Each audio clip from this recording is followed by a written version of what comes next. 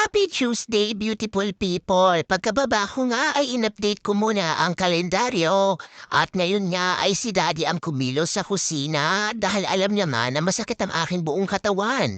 Nakapag-brew din siya ng ating black coffee at ininit na din niya ang aking bahaw na kakainin sa almusal. Dahil tayo nga ay iinom ng gamot ay si Daddy na nga ang gumawa ng lahat ng kakilusan sa kitchen. Kaya naman maraming salamat talaga sa iyo, tatay. Alam na alam talaga ng aking asawa kung kailangan ko ng tulong at maaga pa nga siyang tumindig sa kusina para asikasuhin ang pagkain ng aming mga anak. Sa mga pagkakataong ito ay kumakain na din sila ni JJ at pagkatapos ko nga mag-breakfast ay ipinaghanda ko naman siya ng kanyang Lebanon bologna sandwich sa kanyang tanghalian. Ayan na nga at binigyan tayo ng ating bunso ng pangmalakasang hugs at araw-araw niya nga yung ginagawa. Siya din ang nag-unload ng ating clean dishes at pagkatapos niyang mag-unload ay inilagay ko naman sa ating dishwasher ang ating maduduming pinggan at kung ano-ano pang ginamitan sa kitchen. Araw-araw nga ay may kanya-kanya tayong trabaho, lalong-lalo na ang aming mga anak, kaya naman malaking tulong din yan para kay mama. Pagkatapos nating mag-prepare ng almusal at mag-load up ng mga clean dishes, ay hinugasan ko muna ang mga ginamitan ni Daddy sa pagluluto dito sa kitchen at tayo naman ay pumindot for the tongda. Dahil sa kabisihan nga ng ating Lunes ay hindi na natin nagawang mag-document kahapon. Kung napansin nyo nga ay hinalikan na ako ni Daddy sa mga oras na ito dahil siya nga ay pumasok na sa work. Marami nga tayong pending documentations at nagmamadali tayo matapos yan for today dahil kung hindi nga ay matatambakan na naman tayo. At tingnan nyo naman ang ating mga anak, talaga namang naghahagilap ng kanilang babauning pagkain sa school. Kaya hindi tayo pwedeng tatamad-tamad dahil ang mga anak nga natin ay matatakaw din na tulad ni Mama, edi wow siopaw. Yan na nga ang pinabili namin ni JJ kahapon sa grocery dahil ngayon nga ay meron silang PSSA ay kailangan niyang magbaon ng mga snacks dahil mabilis nga silang magutom, edi wow siopaw. Patuloy pa rin ang pagpindot ni Mama para tapusin ang kanyang documentation. At eto naman ang ating dalaga, hindi naman nagpahuli si ate at naghalungkat din sa ating pantry ng kanyang babaunin for school at para sa kanyang volleyball game today. Hindi na nga uuwi si ate pagkatapos ng kanilang school ay diretsyo na siya sa kanilang volleyball tournament. Ako ulit ang naghatid sa ating mga bagets at nakapaglagay na nga tayo ng ID pero tinanggal ko muna yan dahil hindi naman tayo magpapasyente kaagad. Una na nang sumakay si Bunso at panghul na naman ang ating dalaga dahil kanilang napakatagal niyan kumilos. Edi wow siopaw. At papunta na tayo sa school ng ating mga anak. Palagi tayong nagpapaalala as always. Eto na tayo sa kanilang school at kung nakita nyo nga ang mga bus na yan, ay busy na din ang kanilang campus. Pagkatapos ko nga silang maihatid ay nag-drive muna tayo pabalik sa bahay dahil 9 o'clock pa ang ating first patient. Kumilos-kilos muna tayo bago tayo pumasok at nadaanan ko nga ang mga school bus na ito.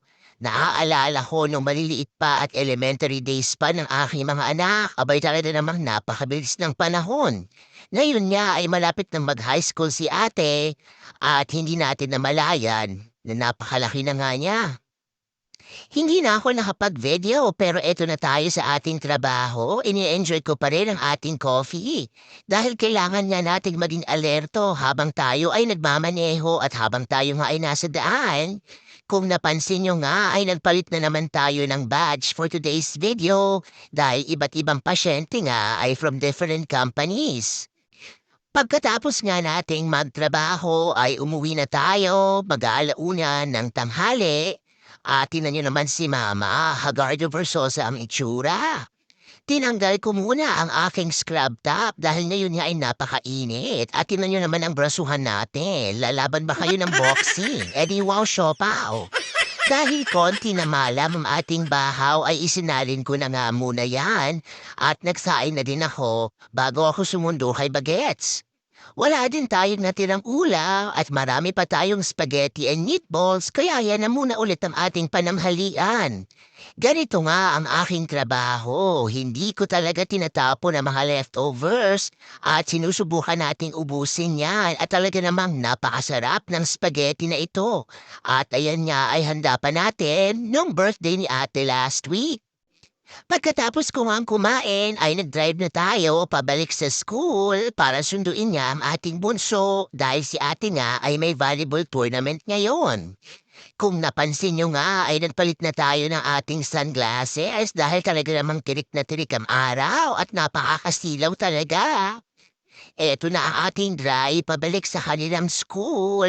Malapit lang ang school ng aking mama-anak sa aming bahay. Less than 5 minutes lang at eto na tayo't nag-aantay kay JJ.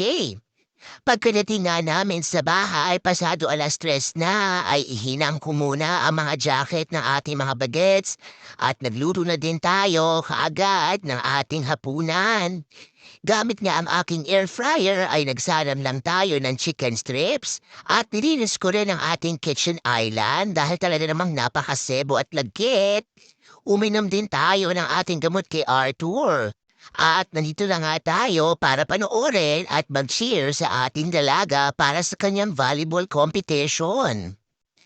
Kung napansin nyo nga ay naka-work outfit pa din si Daddy dahil pagka-uwi nga niya sa bahay ay dumiretso na kami dito sa school para mag-cheer at panoorin ang ating dalaga.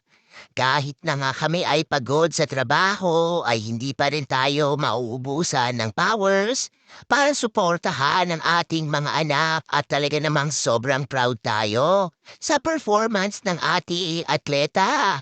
Hindi man sila nanalo against Chambersburg ay masayang-masaya pa rin tayo dahil ang ating dalaga nga ay mas lalo pang humuhusay sa paglaro ng volleyball.